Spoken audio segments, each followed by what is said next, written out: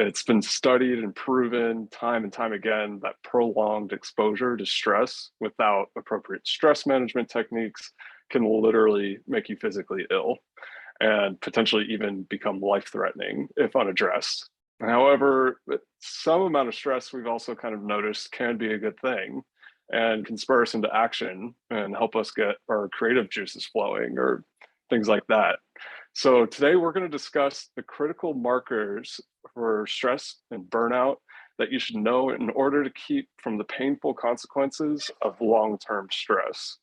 We're going to learn how new stress management techniques and how to find peace amidst the busyness of life.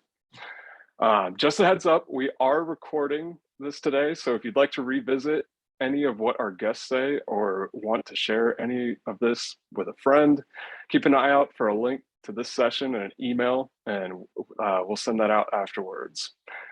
Also, please feel free to drop any questions in the Q&A or chat at the bottom of your screen here, and we'll save the last 15 minutes to go over those. Without further ado, let me introduce our awesome panelists here today.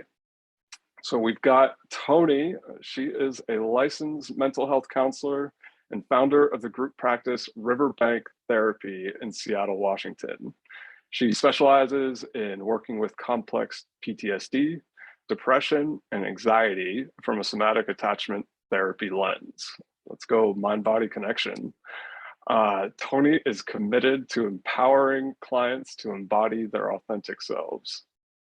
Next up, we've got Dr. D. She is a bilingual, multicultural, licensed marriage and family therapist, life coach, and consultant. Her work focuses on cultivating resilience and using it as a tool of empowerment within each client to guide them in transforming their own mindsets, emotions, and relationships. She began her journey in the mental health and coaching field 15 years ago. The rise of online services over the last couple of years has allowed her to serve busy entrepreneurs, attorneys, artists, professionals, and et cetera at their own convenience. Whether she's helping a couple transition through stages of life or coaching an entrepreneur through their personal development goals, resilience is at the core of her work. So glad to have you here, Dr. D. Denise has pursued her passion for building a great global retail brand for over a decade. She's originally from Singapore and began her career in the marketing department of Armani Exchange. In 2010, she was recruited to play a key role on the retail incubator team at Birch Creative Capital as the Vice President of Business Development. In late 2012, she saw a gap in the marketplace and decided to focus her entrepreneurial drive on developing a luxury women's activewear brand with a downtown attitude. Love that. She launched Alala in the spring of 2014, and it has since become the go-to brand for modern style setters who are as up on the latest fashion trends as they are with the latest fitness trends.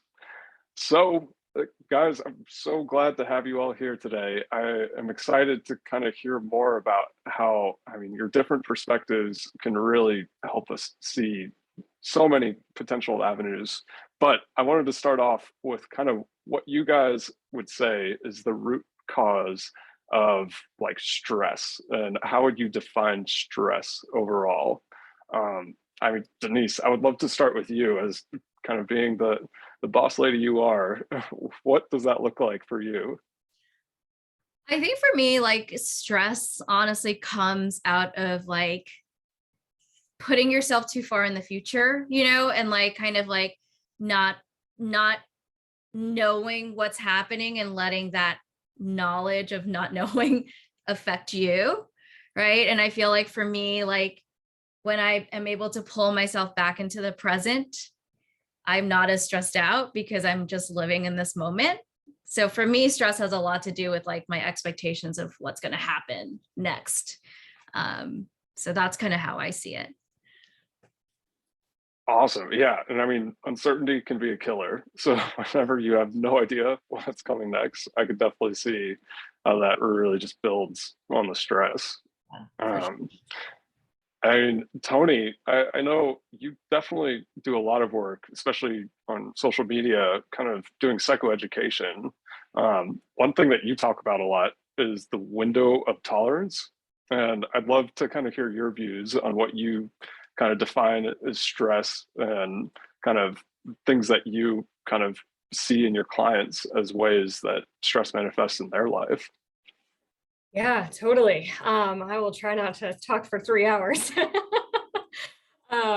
But yeah, I think about actually when I think about stress, I think about two things. One is the stressor, the sort of thing that is generating stress. So that might be, I'm busy at work, or my parent is sick, or something is creating, or the pandemic, right? It's creating stress for me. And then stress is my actual internal experience of that stressor, right? And so I like to sort of separate out the thing that's causing the stress and then my actual experience of that thing.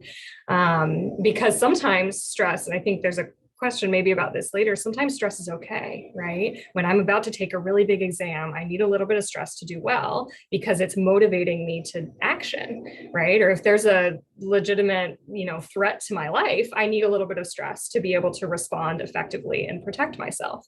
But what ends up happening a lot of times, and I think this is a lot of things in the modern world predispose us to prolonged stress, is that a lot of the things that feel threatening are ongoing and unresolved, like Denise was talking about with uncertainty. There's like, I don't know what's going to happen tomorrow or next week. And so there's not something immediately for me to respond to. And so the stress just like builds and builds and builds and can sort of stick with us over time. That Clay, you were talking about the window of tolerance, right? That we have this window where we're doing okay. We might experience some well-being or maybe some stress, but not so much that it's overwhelming. And then when we're outside of our window of tolerance, we're experiencing intense stress, maybe even trauma. And that's where things can really start to get stuck in our systems, and we can start to experience a lot of symptoms of intense stress, like body tension, difficulty sleeping, anxiety, worry, irritability. It shows up in a lot of different ways that I see in my clients, and honestly in myself a lot, is like, oh, my body's just like curled up and tense and like not sleeping well, and I'm annoyed all the time, and like, oh yeah, okay, I'm stressed out now. I need to do something here about this. Yeah, and I mean, talk about all the ways it can manifest. For sure, it can be so many different ways. One thing I want to kind of go back to that you were talking about is like, it's kind of good to have some amount of stress. That it's like that thing that you were saying that keeps you kind of going and keeps you like in the flow. Because sometimes if you're just bored, like you're not going to have too much impetus to like keep moving. And I mean, Dr. D, I'd love to hear a little bit more about. I mean, this kind of pertains to that stress curve that we were talking about earlier. Is like sometimes it can be good to a certain point to have that stress going on, but it gets to a point where it's like, all right, this is encroaching on like an unhealthy amount of stress. Is there a way that you've helped people kind of see, like in your coaching or even just with your private practice, on like, this is your bandwidth that is like good to have stress, you're getting to a bad place when it gets here. How do you kind of help people have that self-awareness to kind of know when they've gotten to that critical point? Yeah, I love that we're having this conversation in the context of the curve. One of the things that's a common saying just in our culture and society is, I work well under pressure. However, that has the assumption that pressure is linear, and the more pressure I have, the better I'm going to perform. And that's not the case. It is like this curve. So we need to figure out for ourselves, what is the amount of pressure that I do work well in and that I do excel in, so I don't keep on adding more things. Because then we get to the place where we get overwhelmed, where we shut down, where we don't have all the internal resources necessary to keep up with the demand, or the support that we need to be able to overcome some of the adversities we're going through. So just really being aware and paying attention to the way that you're showing up. Is the pressure beginning to be the main thing that's taking up space in your mind? Like, are you still able to have a good time? Are you still able to laugh? Are you able to fall asleep pretty quickly? Or is your mind racing these thoughts about all of the things you got to do or the things that you haven't accomplished yet? Things along those lines. Denise, I appreciate how you brought up a lot of the times it's just thinking about what's to come. That's a good cue that we're having a hard time being here and now and in the present. So we might be getting towards that, outside edge of starting to reach burnout because we're even having a difficult time just being here and now. So it's good to have some stress because it moves us into action. But when that is becoming the dominant kind of focus in our mind, that's letting us know we need to adapt somewhere because we're getting into dangerous territory. Oh, I love that because it kind of leaves it up to you to kind of determine like what does that look like for you. And I think it could be kind of situational too, based off of what you were saying. It's like it doesn't always have to be like, okay, I know I can do this much stress and then I got to shut it off. You might be one day feeling like you can tolerate a little bit more, and the next day it's like, oh nope, actually I gotta take it back a minute. Yeah. So I think that's really cool to kind of look at it in a very dynamic way like that. Um, Denise, one thing I would love to hear about from your experience is you it feels like you hit the ground running after you graduated and you have had some very kind of high pressure jobs, it sounds like, and you've created your own company. That sounds like a recipe for stress, burnout, all of that to me. Like, how have you managed all of your career paths so far to make sure you don't reach that point of stress overload into burnout territory? Like, do you have things that you've kind of done for yourself that you recommend to other people?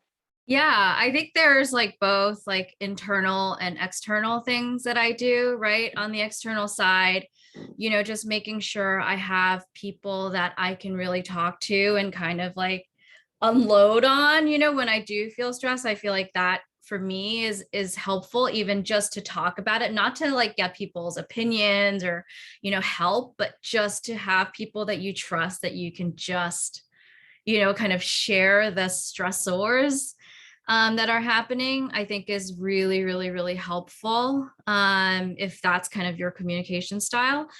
And I think on the internal side, like, I think there's so many things that I've done, like being an entrepreneur is stressful on, I think, a different level because you're responsible for other people's livelihoods. And, there's a lot of money oftentimes involved in running a business. So for me, like I found that journaling and writing is really helpful for me. It like takes the thought and stress out of my mind and puts it on a piece of paper.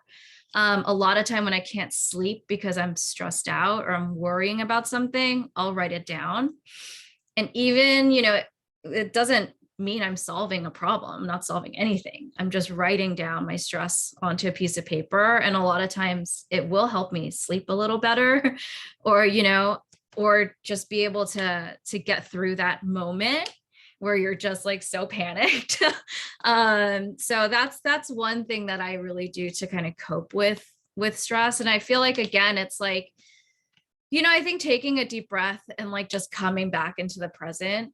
And a lot of like my personal practice has been to, when I'm stressed, I actually try and write out or think about things that I'm actually very grateful for. And like, honestly, like those two things, like the gratitude, I feel like helps balance out the stress in a way, because you do have so many other things that like are awesome in your life. You're focused on this one thing that's stressing you out, but like, how about all the other things that are going on that are so wonderful and beautiful and can be so simple, right? Just to be healthy or just to be able to hug your dog. Like those are things that I feel like kind of make the stress like less big and bad, and like just one piece of your life. So that's something I do a lot too.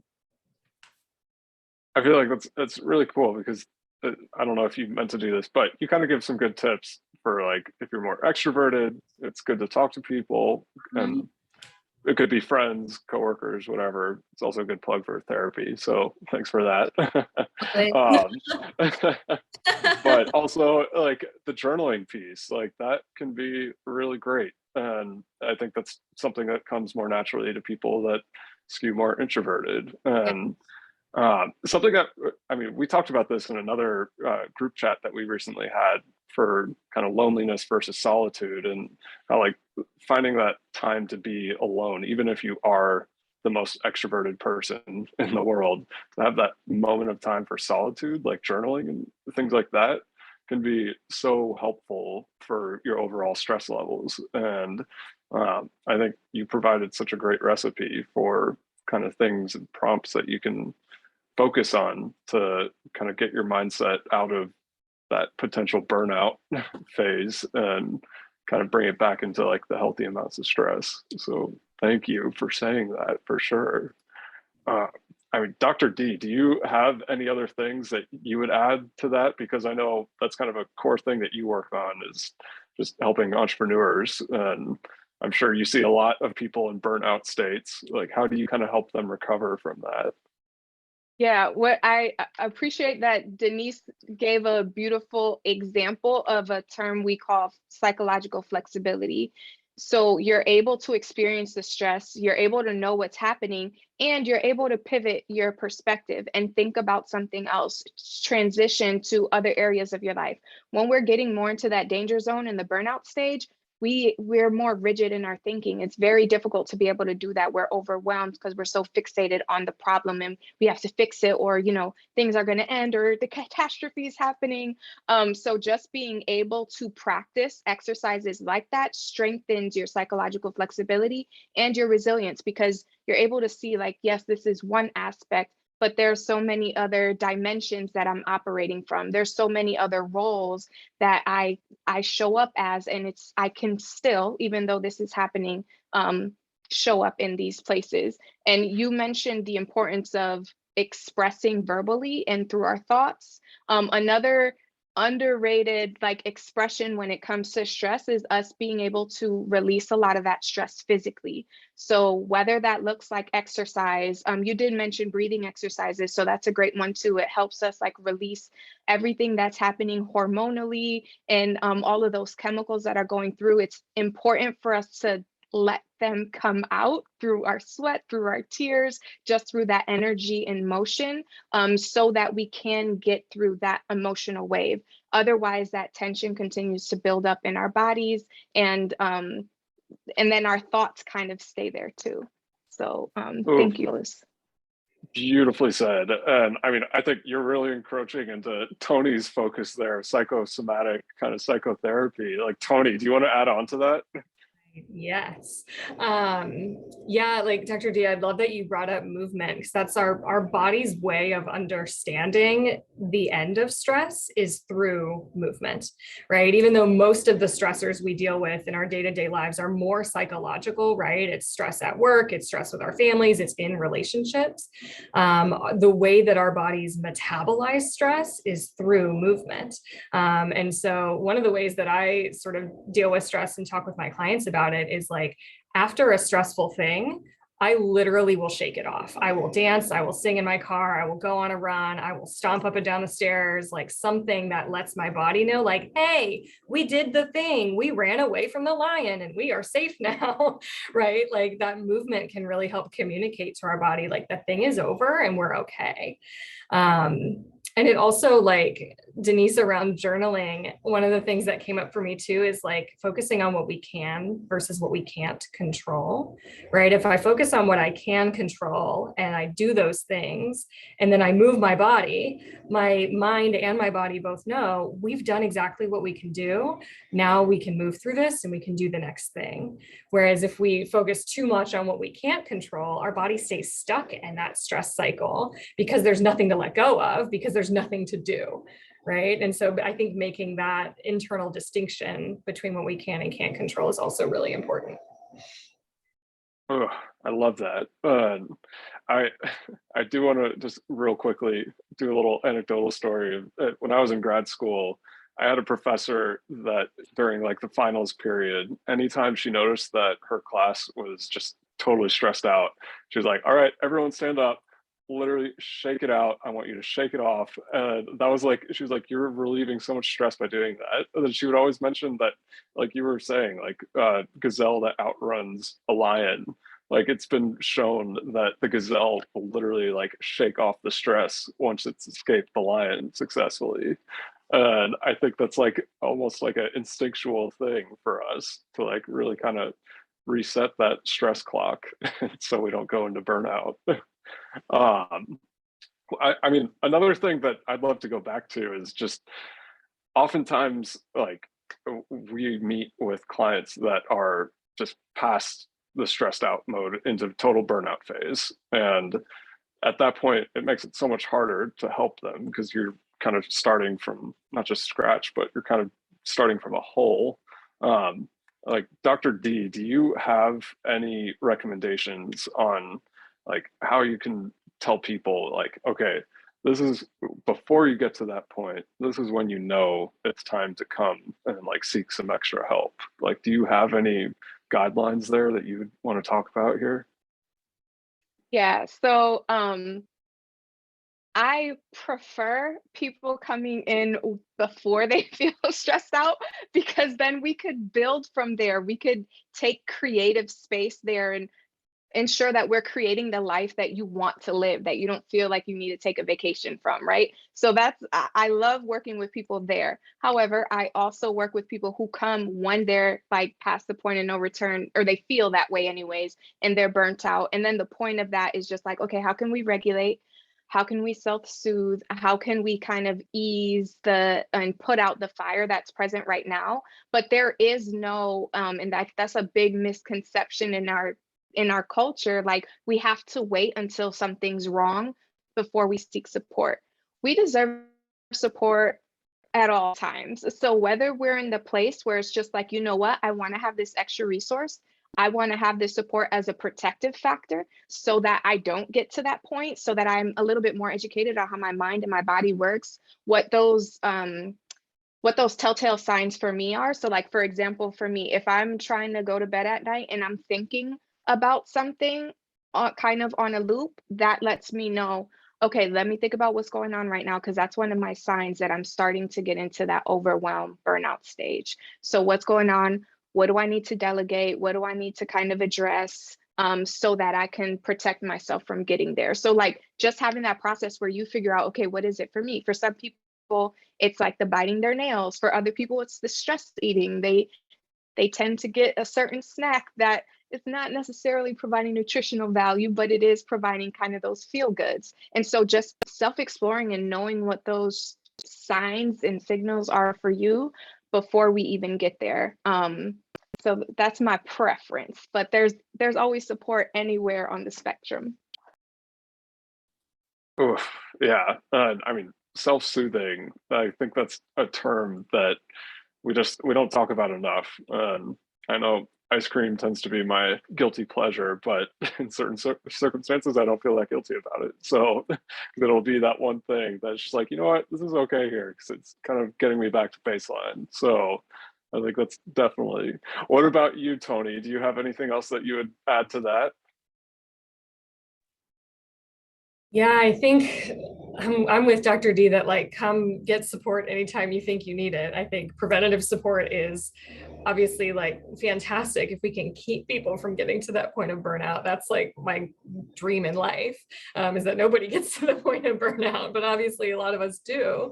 For me, when I'm in burnout, I start to get really despondent and not care about things. Like, I don't even give a shit anymore, whatever, and just like don't want to deal with anything. And so I really start to withdraw, and that's like my signal around like, oh, hold on, there might be way too much on my plate, or I'm feeling ineffective in this way, or I'm being too hard on myself over here, or this system I'm working within is not working for me right now. Maybe I need to figure out a way to leave that thing, or remove that thing from my plate, right?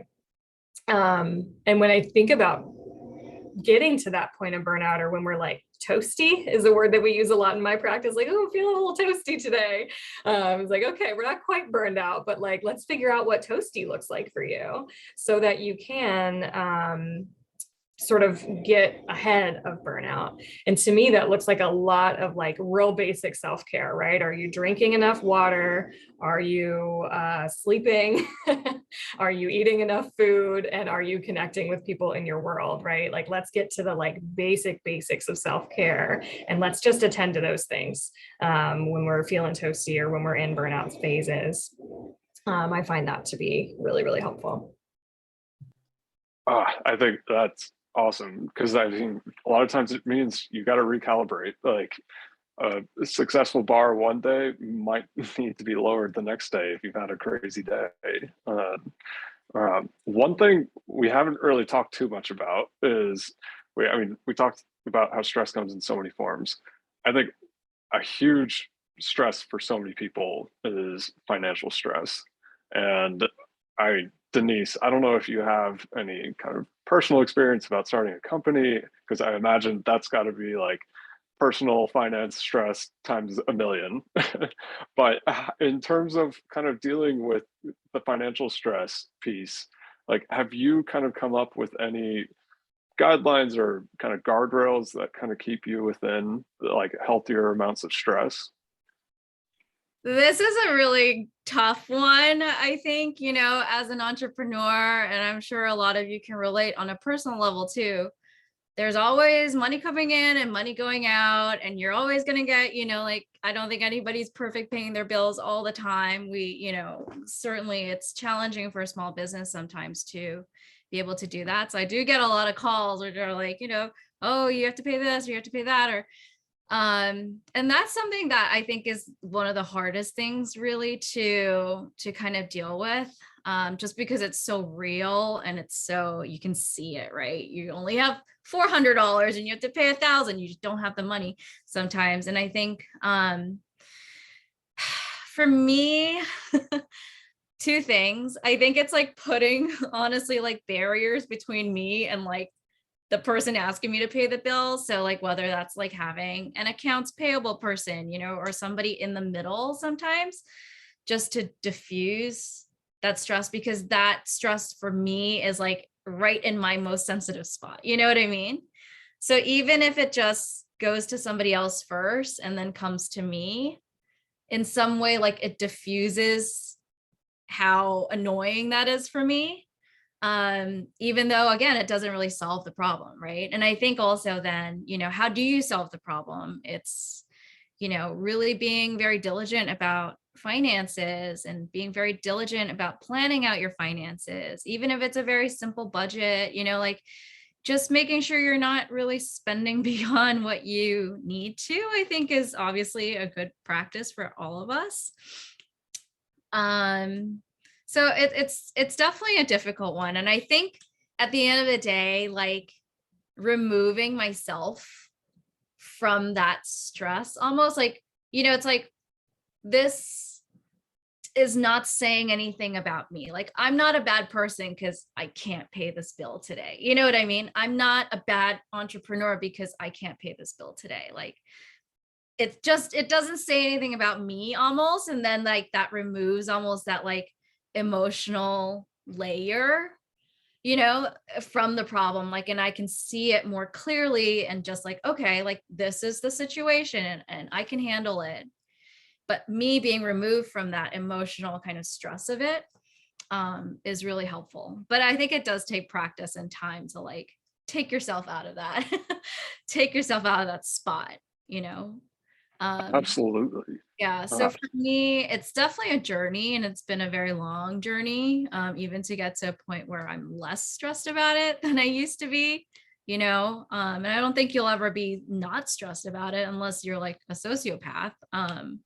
But in a non-clinical sense of that word.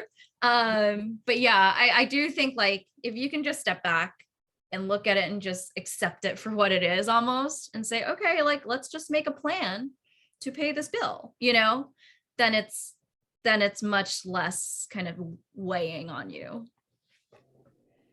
I love that. Yeah. And like to give yourself some like space between it. And I feel like, Toni, this is a lot about what you talk about too, right? Yeah, like what was coming up for me, Denise, as I was hearing you talk about that is like how fundamental money stress is to all of us, that like money is how we live. Like money is safety, financial security is safety. And so like having financial stress is so understandable because it's how we keep our house, it's how we feed ourselves and feed our families and do the things that we like. Like it is so like foundational to feeling safe and secure in our lives. And so I just want to like validate that like money stress makes so much sense. And sort of to what Denise is talking about again around what can I and can't I control, right? Okay, I can control what I buy to some extent, right? I can control, whether or not I have that conversation with my boss about a raise, or whatever. And then there's some things that we can't control, right? Some of those systemic factors that impact our money, that, we can vote and do advocacy and things around, but there's some things that are outside of our direct line of control. So again, I think that like validation of this is hard and it makes sense that this is hard and what can I have a direct impact on right now, I think can sort of add some empowerment around finances that might reduce some of that stress. And I think that's so important to kind of reframe your internal conversation in a very non-judgmental form like that.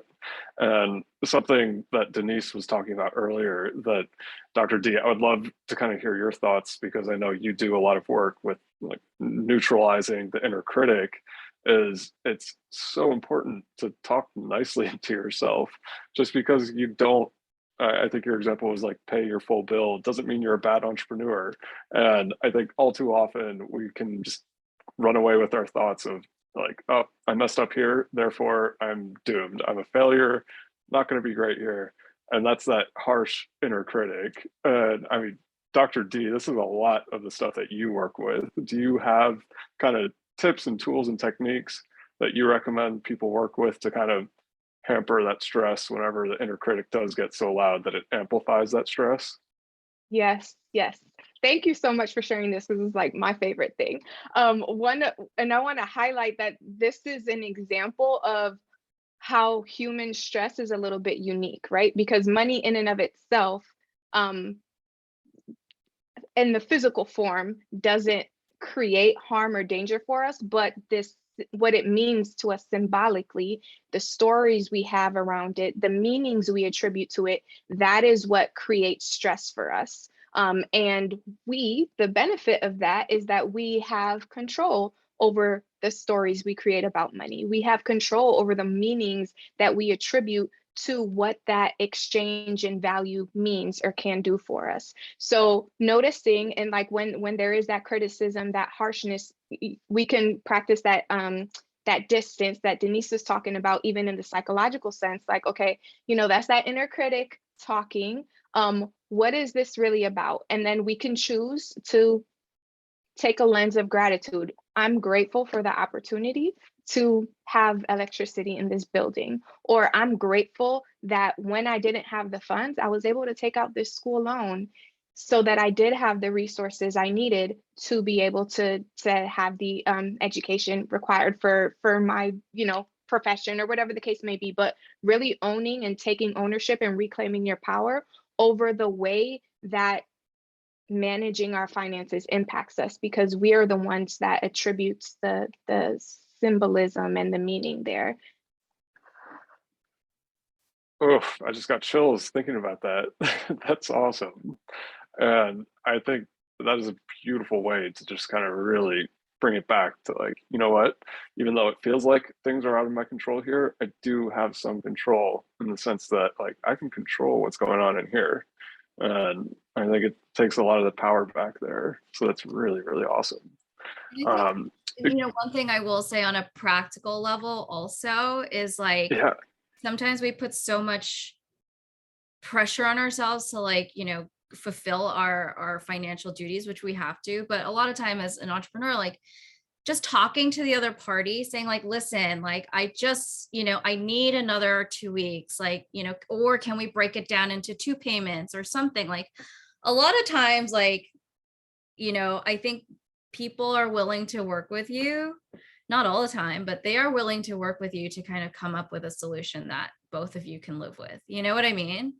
And like, you know, I've gotten very used to having some of those conversations, especially over COVID. And, you know, there's so much uncertainty that you can connect, like there's people behind like everything that we're doing. Right. And so like, I feel like being able to just talk and even express, you know, that maybe we have to spread it out over a longer period of time or whatever, like those are conversations that I think are worth having. And I feel like sometimes people don't even take that step, and then they're just like sitting there like stressing out about this whole thing, when maybe there was a very simple, easy conversation you could have to alleviate that problem. So as a practical tip, I would always say, you know, call the person up and say, listen, like, let's figure something out. And it might not always work, but a lot of times it does. I think that's so important. And it goes back to like that connection piece, which we've talked about, how connecting with others can be a stress reliever. So I think in so many ways that is such like a great thing to be able to focus on. We do just have about 5 minutes or so left and if anyone wanted to put any questions in the Q&A or chat box here, please feel free to drop any down there. One of the final questions that I wanted to ask is, I always love to hear our guests here kind of bring up any resources or anything that they do that kind of helps them out with this specific topic. And that's anything from Instagram accounts that they follow, or books that they've read, or movies that they've seen, whatever, that are just like, oh, this totally changed my perspective on this. And I mean, one that I want to share is there's a really great book called Get Out of Your Own Way. And oh gosh, I should have looked this up beforehand. I think it's Mark Goldston is the name of the author. And it has totally changed my perspective on kind of how our self-defeating behavior can lead to so much stress and how to really manage a lot of that. I don't know if one of you three want to kick off this part, but share any resources or anything that you've got that could be helpful for others here. I'm going to share 2 resources. One of them is a book called Burnout by Emily and Amelia Nagoski. They're twin sisters that wrote a book about stress and the stress cycle. And it is just like a brilliant description of how stress impacts us and how to work with it. I also have a podcast. It's the same as my Instagram handle, Toni Talks Therapy. I've got an episode on stress. So you can head to my Instagram, and the link in my bio will take you to the podcast, and you can listen to that episode on stress where I talk a little bit more about it. That is awesome. Man. How about you, Dr. D or Denise? Do you have anything that you want to share?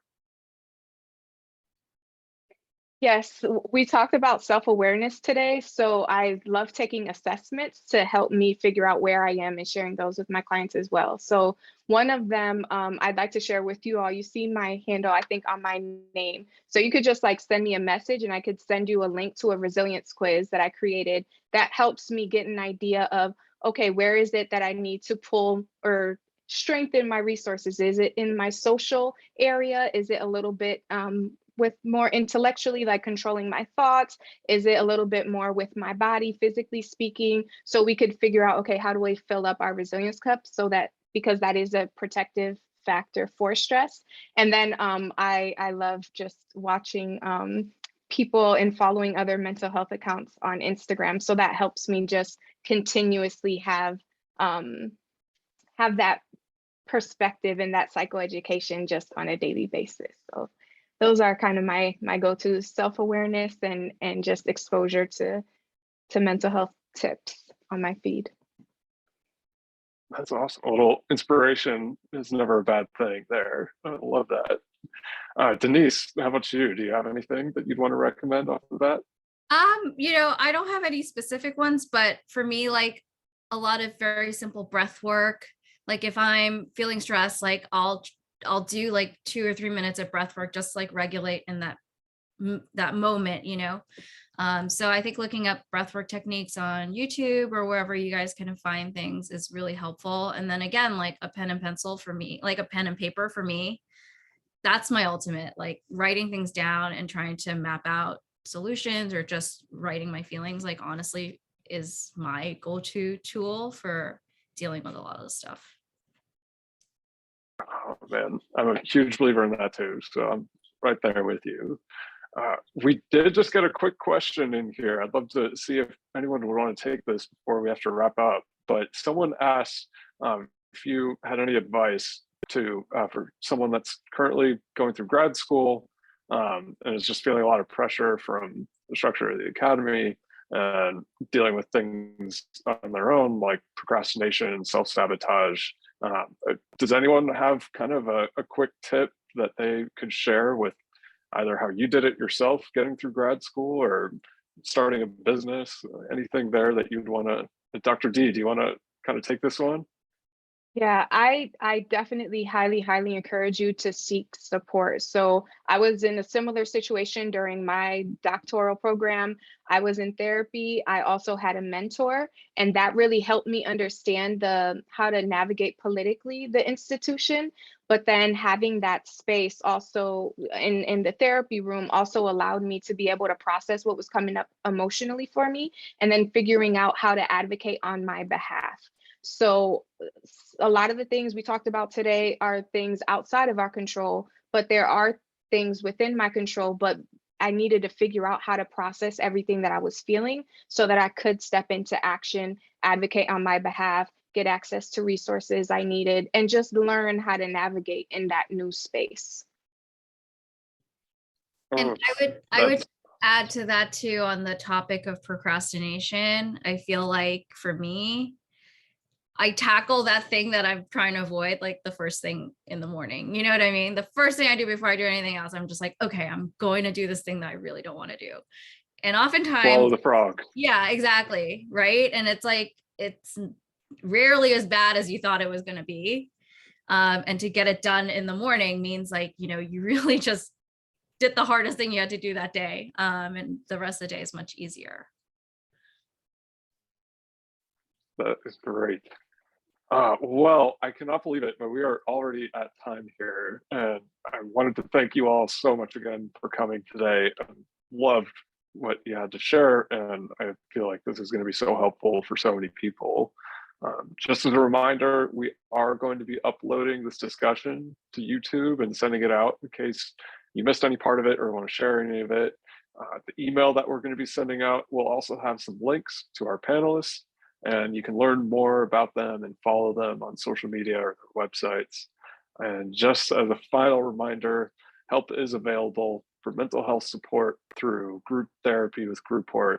You can go to grouporttherapy.com to find your group, as well as other resources on how group therapy could help you. Thank you again for coming to our group chat here today. We hope you'll be able to join us for another one of our monthly live discussion series, where we're going to be bringing together mental health advocates, thought leaders, and clinicians to break down relatable mental health topics. Thank you all, and I look forward to seeing you next time. Have a good rest of your day. Bye now.